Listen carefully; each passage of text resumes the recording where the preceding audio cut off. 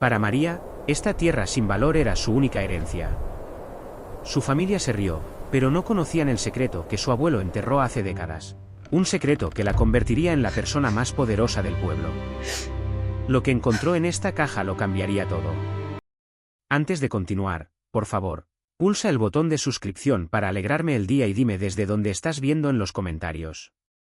El aire en la oficina del abogado, el señor Rojas, era espeso y rancio, cargado con el peso de la avaricia mal disimulada.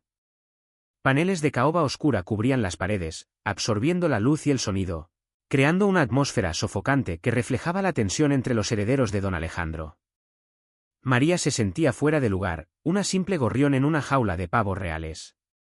Sus hermanos, Ricardo y Sofía, estaban sentados juntos en un lujoso sofá de cuero, susurrando entre ellos. Ricardo, con su traje a medida que costaba más que el alquiler de María de un año, no dejaba de mirar su reloj de oro. Sofía, envuelta en seda y joyas que tintineaban suavemente con cada gesto condescendiente, se abanicaba lánguidamente con un folleto, aunque la habitación estaba fresca.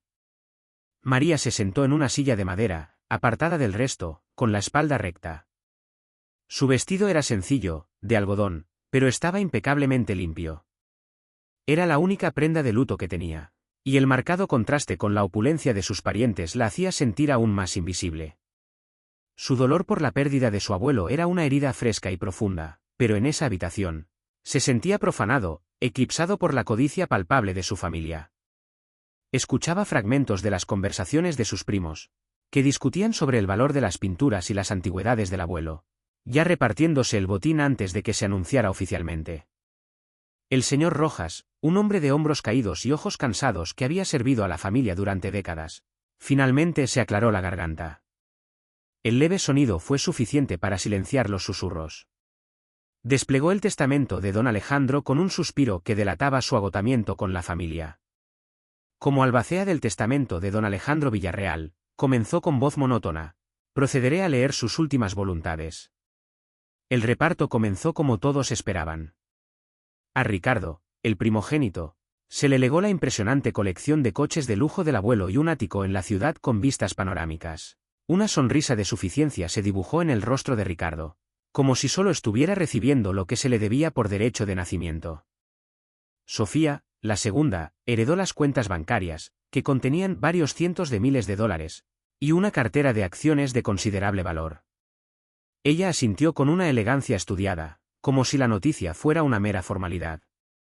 Los primos recibieron obras de arte, joyas y otras propiedades menores, cada uno aceptando su parte con sonrisas satisfechas. Finalmente, el señor Rojas hizo una pausa y miró a María por encima de sus gafas. ¿Y para mi nieta, María?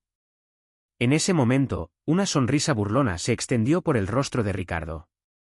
María sintió una punzada de aprensión, un frío que no tenía nada que ver con el aire acondicionado de la oficina. Le legó la parcela de tierra en el límite oeste del pueblo, conocida coloquialmente como El Secarral, concluyó el abogado, evitando la mirada de María.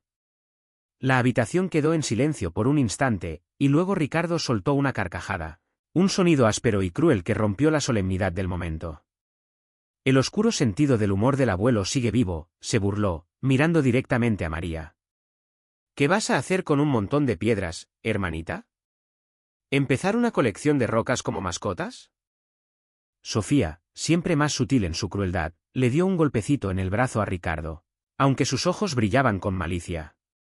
No seas cruel, Ricardo, dijo con un tono falsamente compasivo. Quizás pueda cultivar un cactus. Es una verdadera lástima, de verdad. Todo ese tiempo que pasó escuchando sus aburridas historias de viejo, ¿y para qué? Las palabras, el desprecio abierto, la humillación pública, la golpearon como una bofetada. Sintió que las lágrimas le quemaban los ojos, pero se negó a darles la satisfacción de verla llorar. Clavó las uñas en las palmas de sus manos, anclándose en el dolor agudo y físico. Su dolor por su abuelo se mezcló con la amargura de este último rechazo. Ella era la que se había sentado junto a su cama, la que había escuchado sus relatos de tiempos pasados, la que le había sostenido la mano cuando su respiración se hizo más débil. Y esto era su recompensa, una broma cruel desde la tumba, ejecutada con el aplauso de su familia. Con una dignidad que no sentía, se levantó, Asintió brevemente al señor Rojas y salió de la habitación sin decir una palabra, con las risas de sus hermanos siguiéndola por el pasillo como un veneno. Días después, María estaba de pie en el terreno que ahora era suyo. El sol de la tarde caía a plomo, y el calor se elevaba del suelo en ondas temblorosas. Era exactamente como su familia lo había descrito, un insulto materializado en tierra. Una vasta extensión de suelo agrietado y reseco, salpicado de rocas afiladas y matorrales espinosos que se aferraban a la vida con una terquedad desesperada. El aire estaba inmóvil y pesado, oliendo a polvo y a nada más. A lo lejos, el pueblo era una silueta borrosa a través del velo de calor. En el centro de la desolación se erguía un único y antiguo árbol de mezquite. Sus ramas, nudosas y retorcidas, se extendían hacia el cielo azul pálido como los dedos esqueléticos de una mano gigante. Era la única verticalidad en un paisaje abrumadoramente plano, el único testigo silencioso de décadas de negligencia. María caminó por el perímetro de su herencia, sus zapatos levantando pequeñas nubes de polvo fino con cada paso. Se arrodilló, cogió un puñado de tierra y la deshizo entre sus dedos. Era como polvo, seco y sin vida, y se escapó por los huecos como arena en un reloj de arena.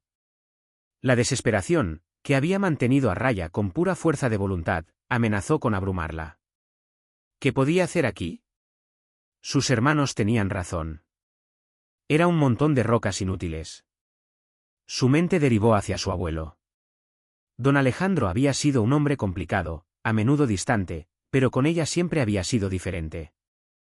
Había una conexión, un entendimiento silencioso. Recordó una tarde, sentada con él en el porche mientras él miraba hacia el horizonte, con la mirada perdida en el tiempo. Su voz, áspera por la edad, había roto el silencio. Mija, nunca olvides que el verdadero valor no siempre brilla. A veces, tienes que cavar para encontrarlo.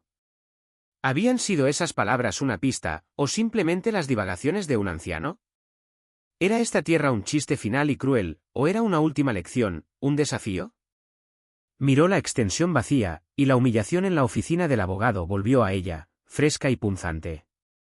Podía venderla por una miseria, coger el poco dinero que le quedaba y marcharse, dejar atrás a su familia y su desprecio. Pero entonces, algo cambió. Mientras miraba el resistente mezquite, que de alguna manera había encontrado la fuerza para crecer y sobrevivir en este lugar olvidado, sintió que una chispa de desafío se encendía dentro de ella. No. No les daría esa satisfacción. No huiría. Este pedazo de tierra, por inútil que pareciera, era suyo. Era lo único que le quedaba de su abuelo, y lo único en el mundo que podía llamar propio. Con sus ahorros menguando rápidamente, se dio cuenta de que su supervivencia dependía de hacer productiva esta tierra. La idea era absurda, casi una locura, pero echó raíces en su mente con la misma tenacidad que el mezquite. Se puso de pie, sacudiéndose el polvo de las rodillas. Su mirada recorrió el terreno de nuevo, pero esta vez no vio desolación. Vio un lienzo en blanco. Vio trabajo por hacer. Tomó una decisión firme. No se dejaría vencer. Limpiaría una pequeña parcela, justo al lado del mezquite, donde la tierra parecía un poco más oscura, un poco más prometedora. Plantaría un huerto. No sabía si algo crecería, pero tenía que intentarlo. Era una forma de sudar su pena, de transformar su dolor y su ira en algo tangible. El trabajo físico, el esfuerzo de sus músculos y el sudor de su frente, se sentiría como una penitencia necesaria, un acto de reclamación. Al construir algo propio de la nada, tal vez podría reconstruirse a sí misma. El paisaje desolado reflejaba su propio aislamiento, pero en el corazón de esa desolación, el viejo mezquite se alzaba como un símbolo de esperanza, una promesa de que incluso en el suelo más duro, la vida podía encontrar un camino. El amanecer llegaba a El Secarral no como una suave caricia, sino como una navaja afilada que cortaba la fresca oscuridad del desierto. Para María, cada nuevo día era un llamado a la batalla. Su vida se redujo a un ritmo primordial de sol y sudor, de músculo y tierra. Los primeros días fueron un infierno de ampollas. Sus manos, acostumbradas al trabajo de oficina que había dejado atrás, se rebelaron con dolorosas burbujas de líquido que se rompían, dejando la piel en carne viva. Lloró en silencio por las noches, no por el dolor, sino por la abrumadora enormidad de la tarea, Pero cada mañana, envolvía sus manos en trapos y volvía a empuñar las herramientas. Poco a poco, las ampollas dieron paso a los callos. La piel suave se endureció, convirtiéndose en un cuero protector, un mapa de su esfuerzo. La pila de rocas en el borde de su propiedad crecía, un monumento a su voluntad inquebrantable. Cada piedra, arrancada del suelo con un gruñido de esfuerzo, era una pequeña victoria. La parcela de tierra despejada se expandía, centímetro a centímetro, una mancha de tierra oscura y dócil en medio de la corteza pálida y agrietada. Se sentía como si estuviera arrancando la piel de un gigante dormido para revelar el corazón que latía debajo. El sol era un supervisor implacable. La golpeaba sin piedad, blanqueando su ropa y tostando su piel a pesar del sombrero de ala ancha que había comprado. Su cuerpo, antes delgado y frágil, se volvió duro y fibroso. Descubrió músculos que no sabía que tenía, y un pozo de resistencia que nunca había necesitado explorar. Su trabajo se convirtió en una meditación. Con cada golpe del pico, con cada palada de tierra, con cada roca pesada levantada y arrojada al montón, no solo limpiaba la tierra, sino también su alma. El sudor que corría por su rostro se llevaba consigo la amargura, la humillación, la pena. Un día, mientras luchaba por desenraizar un matorral particularmente terco, su pala golpeó algo que no era roca. Era un sonido hueco, casi un eco. Con el corazón latiéndole con una nueva curiosidad, cavó con más cuidado. Descubrió un anillo de piedras gastadas, cubiertas de tierra y maleza. Despejó el área y vio el contorno de un pozo, casi completamente lleno de escombros y tierra arrastrados por el viento durante décadas. Se arrodilló, asomándose al agujero oscuro. No podía ver agua, pero sintió una corriente de aire frío y húmedo en su rostro. Un pozo. Casi seco, sin duda, pero no completamente muerto. Era un hilo de esperanza, una vena de vida en un cuerpo que parecía sin ella. La idea de tener agua, su propia agua, en su propia tierra, fue un bálsamo para su espíritu agotado. Era una confirmación, una señal de que tal vez, solo tal vez, no estaba loca. La segunda semana de su trabajo forzado se convirtió en la tercera. El zumbido constante de los insectos y el grito lejano de un halcón eran su única compañía. Hasta que un día, el rugido de un motor rompió la quietud. Un deportivo rojo brillante, tan fuera de lugar en ese camino de tierra como un diamante en un cuenco de polvo, se detuvo con un chirrido de neumáticos. Una nube de polvo ocre se levantó y se asentó sobre ella, cubriendo su piel sudada con una fina capa de suciedad. Ricardo se asomó por la ventanilla del conductor, con unas gafas de sol de diseñador que ocultaban sus ojos pero no la sonrisa burlona de sus labios. «Sigues jugando en la tierra, hermanita», gritó por encima del ralentí del motor. Su voz era un bálsamo de arrogancia. «Yo me voy a la costa a pasar el fin de semana largo. Ya sabes, a gastar mi herencia». Hizo una pausa, saboreando el momento. «No trabajes demasiado». Con una risa que fue arrastrada por el viento, aceleró el motor y se marchó, dejando tras de sí solo otra nube de polvo y el olor a gasolina cara. María se quedó inmóvil, mirando cómo el coche desaparecía en el horizonte. No le gritó. No hizo ningún gesto. Simplemente se quedó allí, sintiendo el polvo áspero en su piel. Su agarre en el mango de la pala se apretó hasta que sus nudillos se pusieron blancos. El desprecio de su hermano no la hirió como antes. En cambio, lo sintió transformarse dentro de ella, no en ira caliente, sino en algo más frío, más duro. Se convirtió en combustible. Cada palabra condescendiente era otro tronco en el fuego de su determinación. Volvió a su trabajo, y el sonido de su pala golpeando la tierra fue su única respuesta. Estaba forjando una conexión con esta tierra, una propiedad ganada a través del sudor y el sacrificio que sus hermanos, con sus fortunas fáciles, nunca podrían comprender. El lugar que había elegido para su jardín estaba a la sombra parcial del gran mezquite. Era el único lugar que ofrecía un respiro del sol de la tarde, y la tierra allí parecía tener una memoria de humedad más profunda. Su progreso había sido constante. La parcela despejada era ahora lo suficientemente grande para las pocas hileras de verduras que soñaba con plantar, pero entonces, su avance se detuvo de golpe. Su pala golpeó algo con un ruido sordo y definitivo. Pensando que era otra roca, comenzó a cavar a su alrededor, pero pronto se dio cuenta de que este obstáculo era diferente. Era enorme, una losa de piedra que parecía extenderse sin fin bajo la superficie. Durante los 2 días siguientes, dedicó toda su energía a esa roca. Cavó a su alrededor, exponiendo sus bordes, tratando de encontrar un punto débil. Usó su pico, golpeándolo contra la piedra hasta que sus brazos temblaban de fatiga y las chispas saltaban en la penumbra. La roca no se movió. Se negó a ceder, un guardián silencioso e inamovible de la tierra que ella reclamaba. La frustración la invadió, una oleada caliente y amarga que amenazaba con ahogar su determinación. Se sentía como si la tierra misma se estuviera burlando de ella, permitiéndole llegar hasta cierto punto para luego presentarle una barrera insuperable. Empapada en sudor, con el corazón palpitando con fuerza por el esfuerzo, arrojó el pico al suelo con un grito ahogado. Se dejó caer en la tierra, con la espalda apoyada en el tronco áspero del mezquite, y miró fijamente a su némesis. Mientras su respiración se calmaba y el pulso en sus sienes disminuía, la frustración comenzó a dar paso a algo más. Empezó a estudiar la roca, no como un enemigo, sino como un rompecabezas.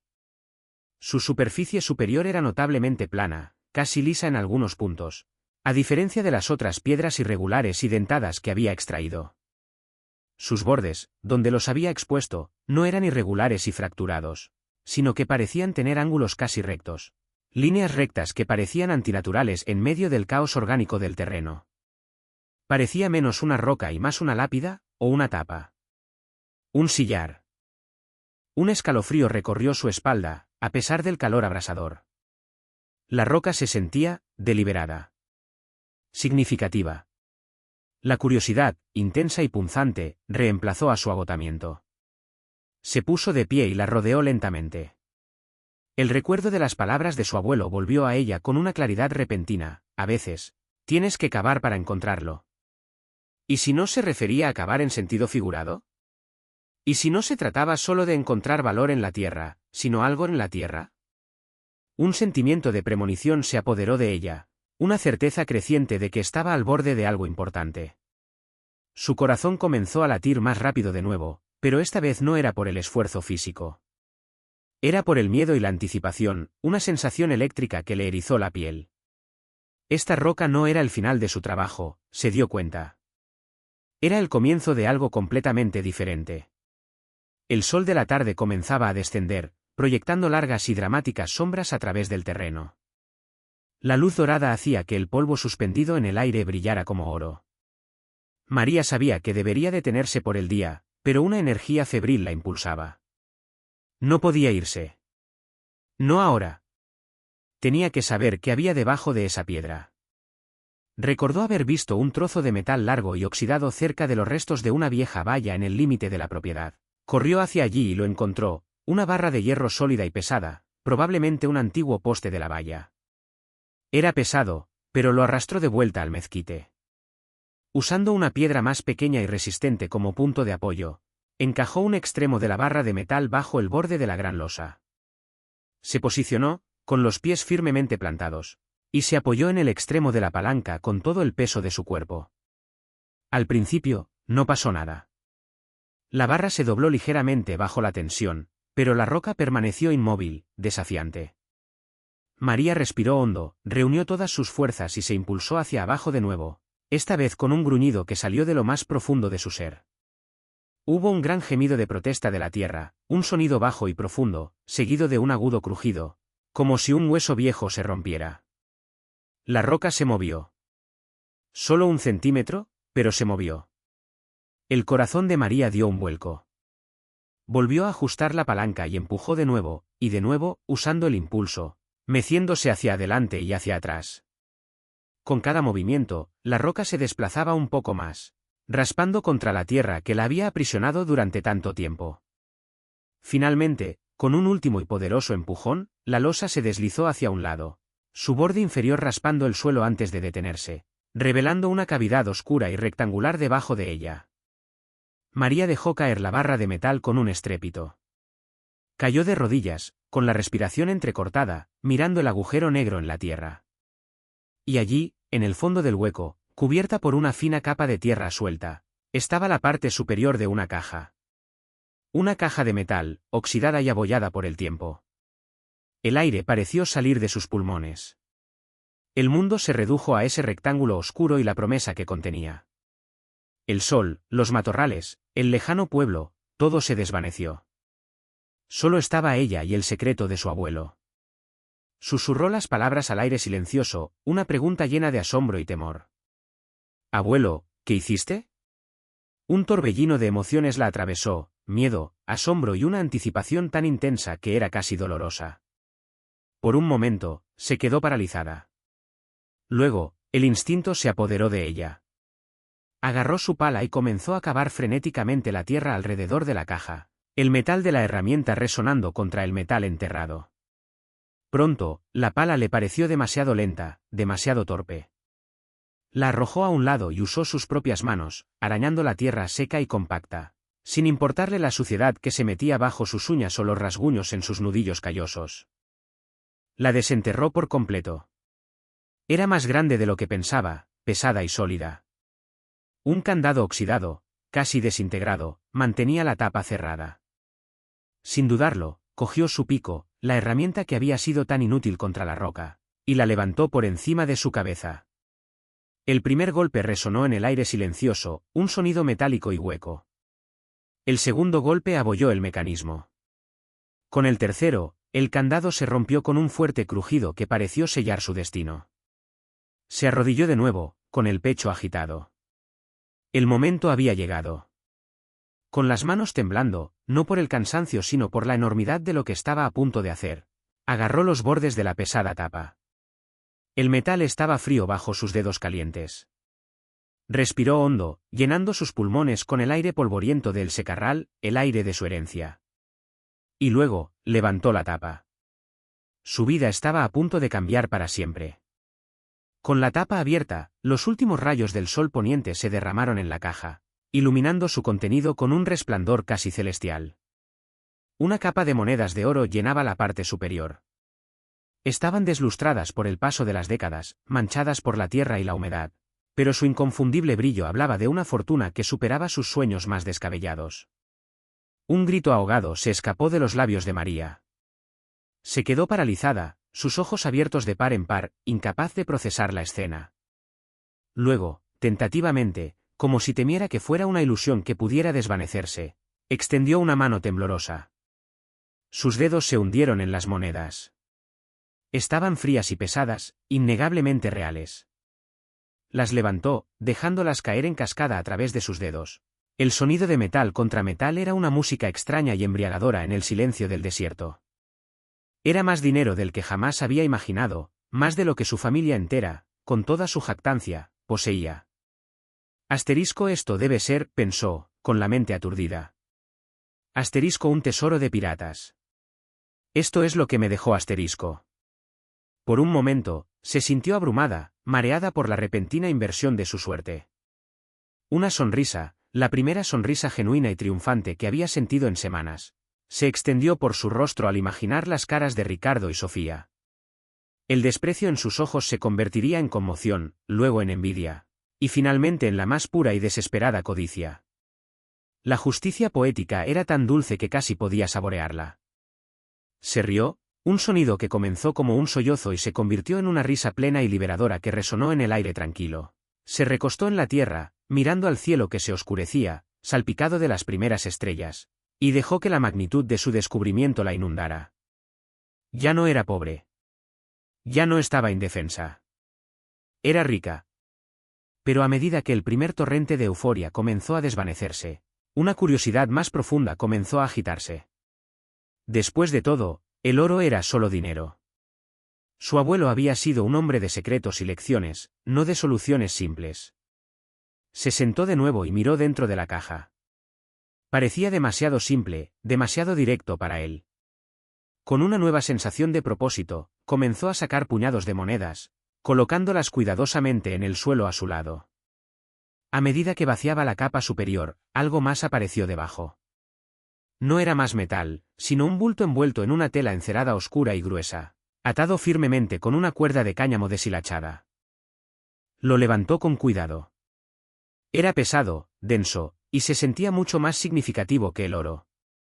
El oro era un tesoro, esto se sentía como un secreto.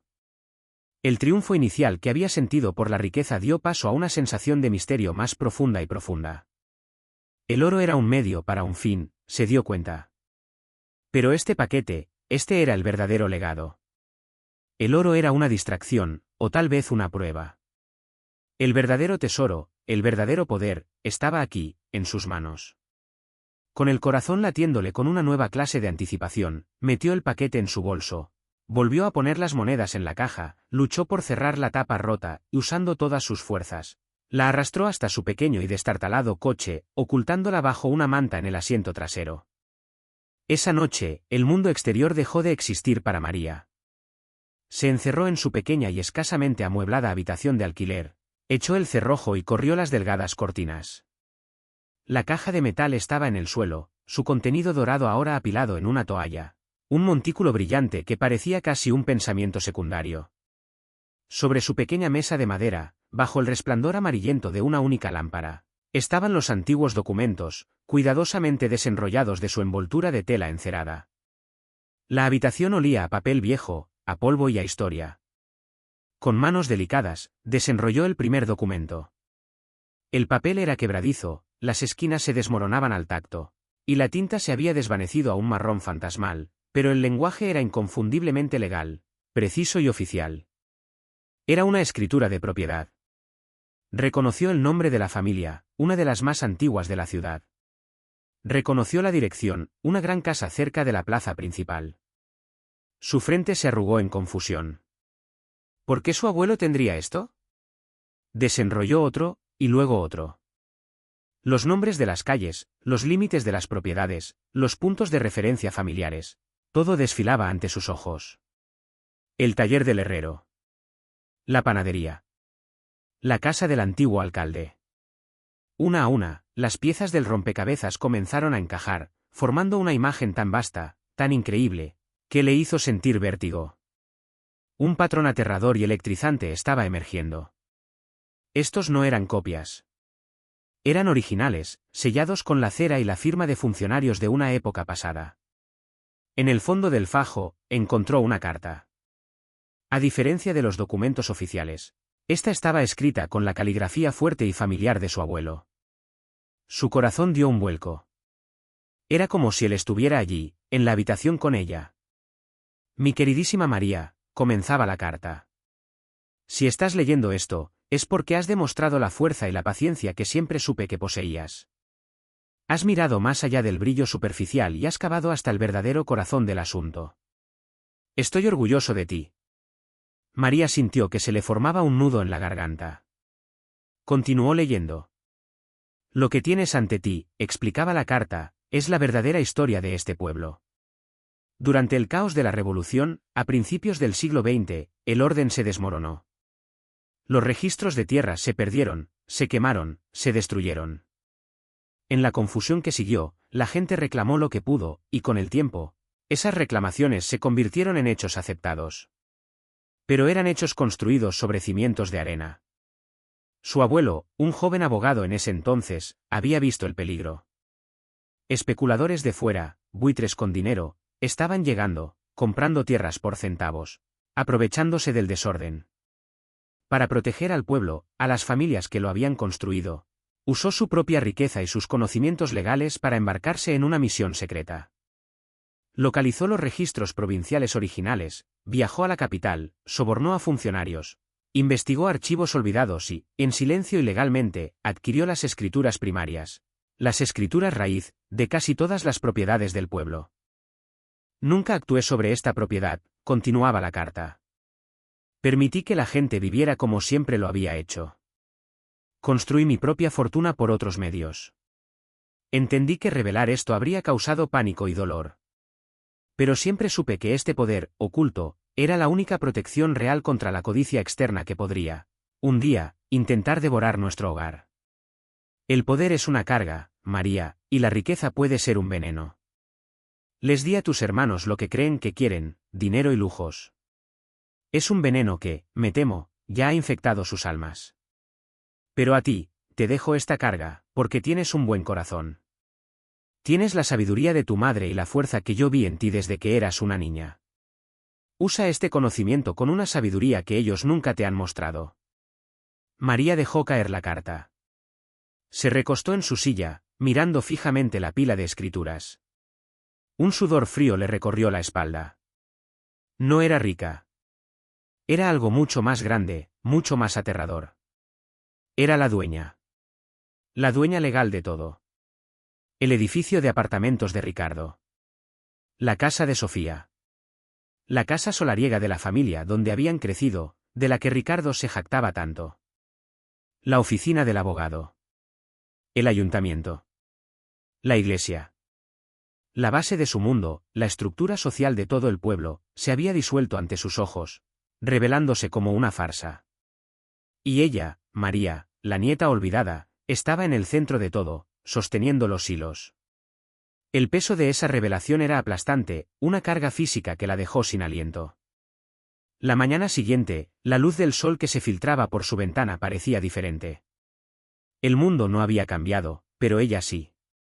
El shock y el vértigo de la noche anterior se habían asentado, solidificándose en una calma extraña y concentrada.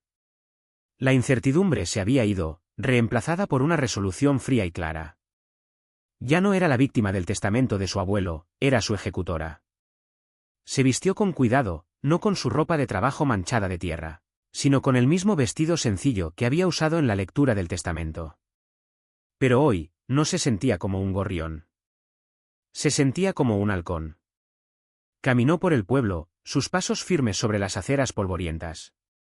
La gente la saludaba con la cabeza, algunos con lástima, otros con indiferencia. No sabían que estaban caminando por su propiedad. Su destino era la oficina de registros municipales, un lugar de archivos polvorientos, bombillas parpadeantes y una burocracia que se movía a la velocidad de un glaciar.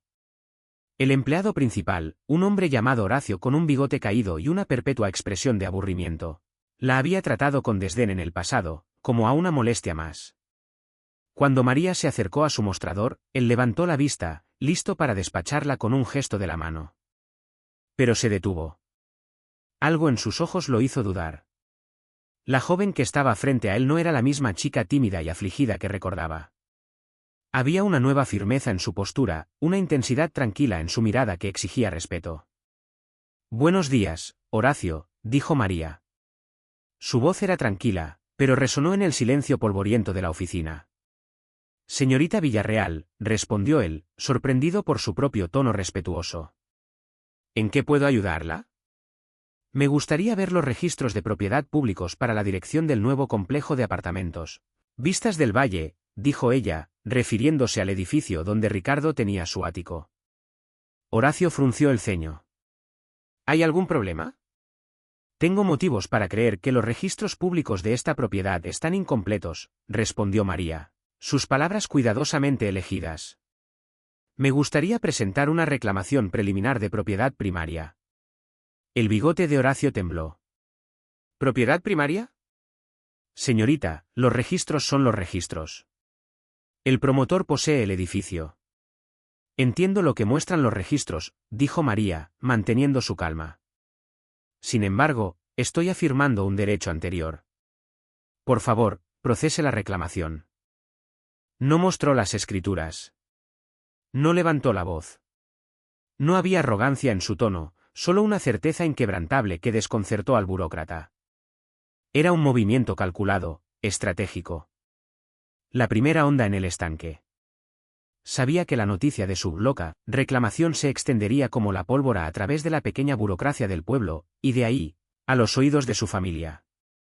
Era el primer paso para poner en marcha el juego, un juego que ahora se jugaba según sus reglas.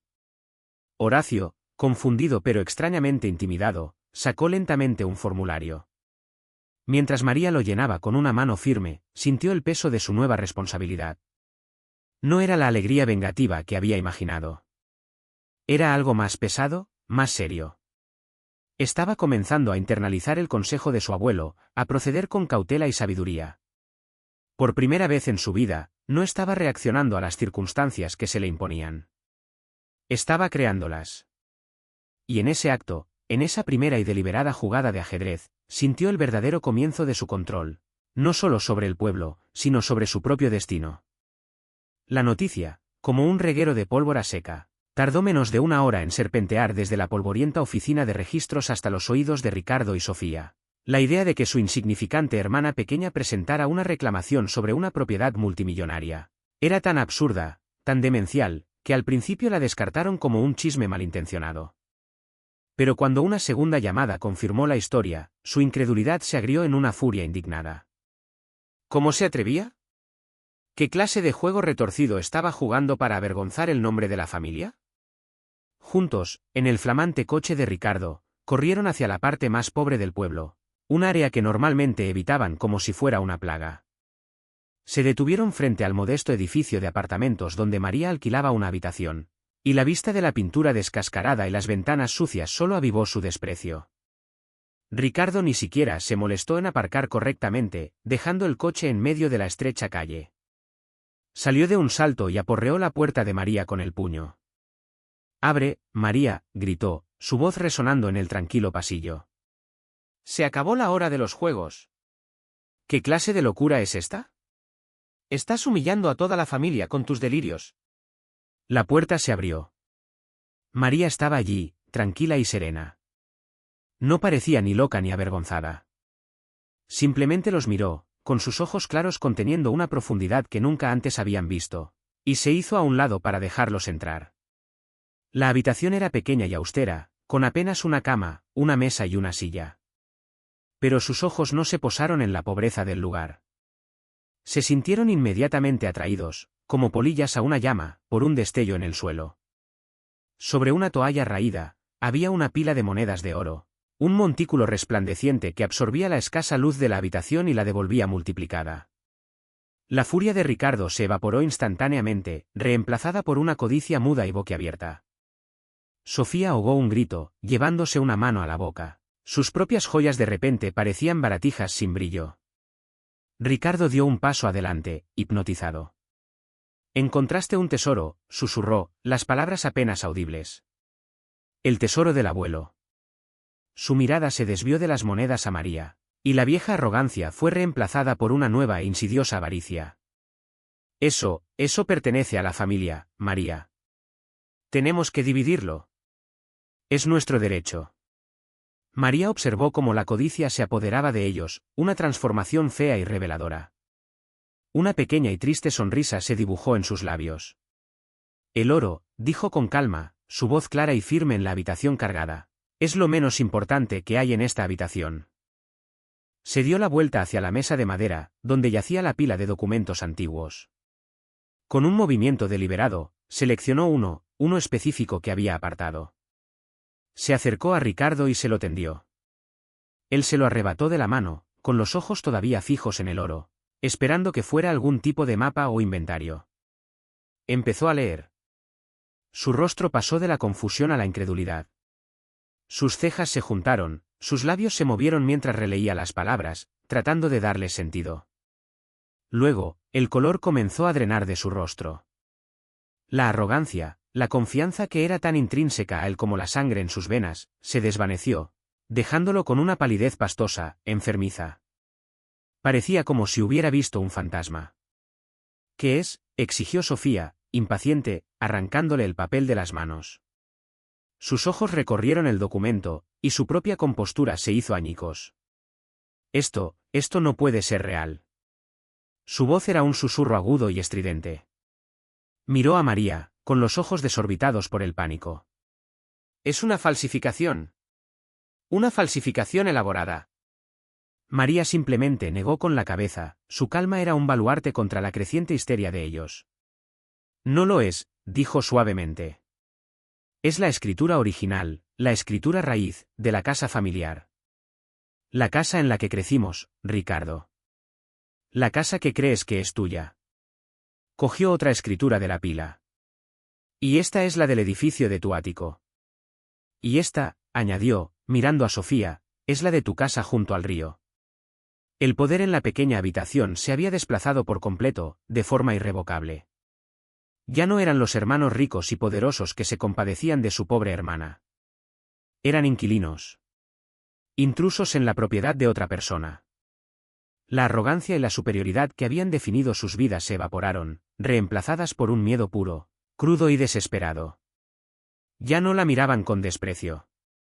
La miraban hacia arriba, suplicantes, sus mundos enteros desmoronándose a sus pies, y se dieron cuenta, con un terror helador, de que la chica a la que habían desechado como si fuera basura ahora tenía el poder de dejarlos sin nada. Unos días después, el salón municipal bullía de una energía ansiosa. La noticia se había extendido por todo el pueblo, mutando de un rumor increíble a un hecho aterrador.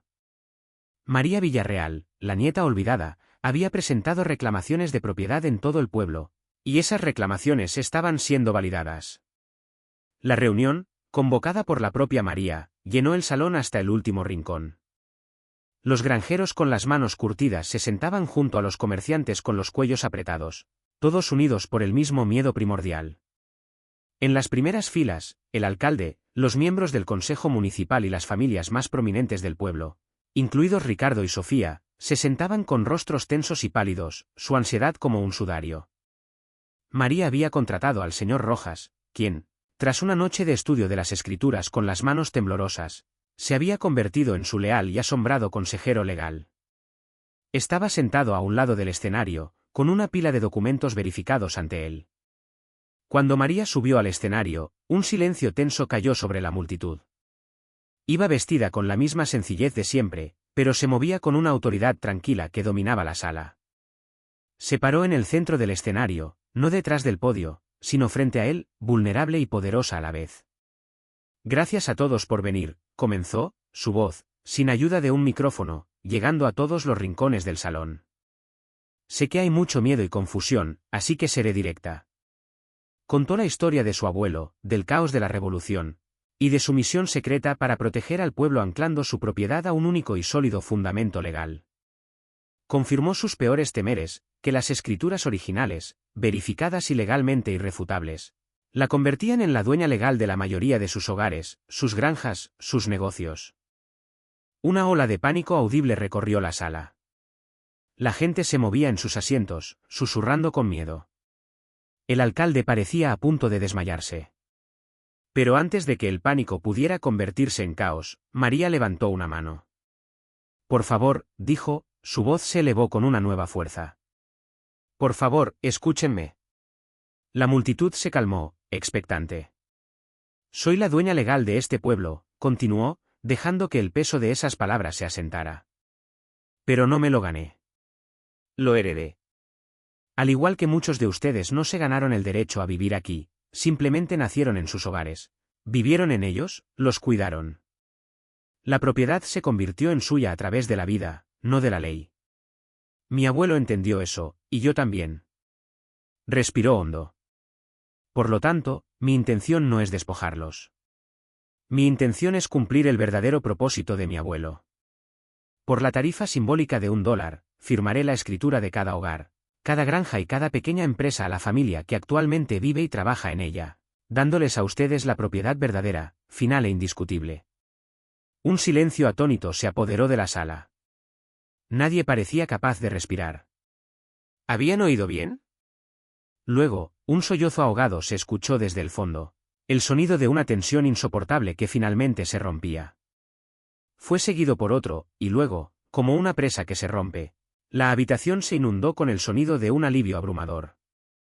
La gente lloraba abiertamente, se abrazaba, reía entre lágrimas. El silencio fue reemplazado por un estruendoso aplauso que sacudió las vigas del viejo salón. María esperó a que la emoción disminuyera, su rostro tranquilo pero con los ojos brillantes de lágrimas no derramadas. Luego, su mirada se dirigió a las primeras filas, donde su familia y la élite del pueblo la observaban, sus rostros una mezcla de confusión y un atisbo de esperanza. La voz de María se volvió más fría, más firme. Sin embargo, dijo, y la última ovación se apagó. Para aquellos que han vivido con gran riqueza y privilegios, que han mirado con desprecio a sus vecinos, que han dado por sentada su posición, incluida mi propia familia, la justicia requiere un estándar diferente. Ustedes no recibirán sus propiedades por $1.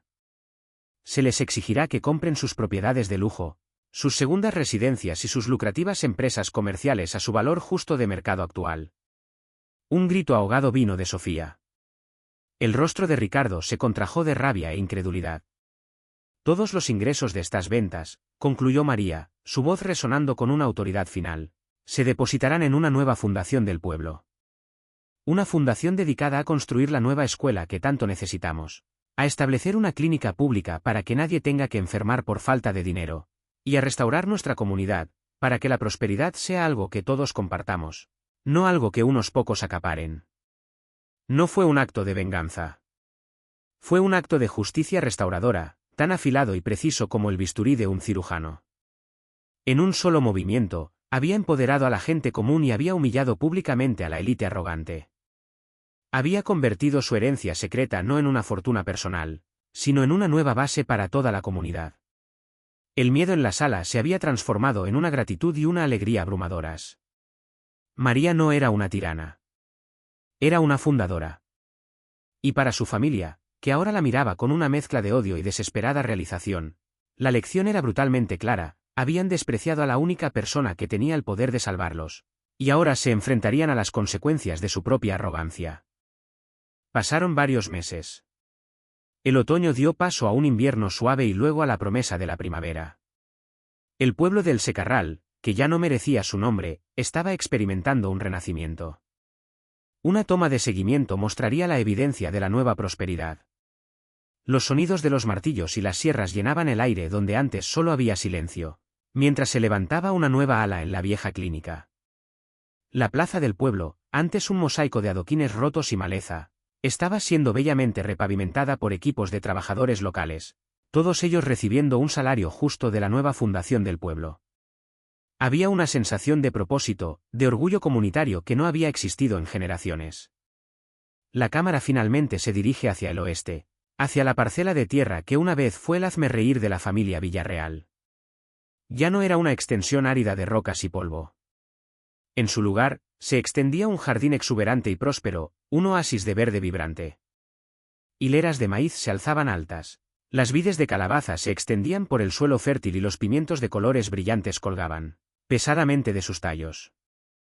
En el centro del jardín, donde antes solo estaba el viejo mezquite, ahora se alzaba una modesta pero hermosa casa de adobe, construida por artesanos locales con un diseño simple y elegante.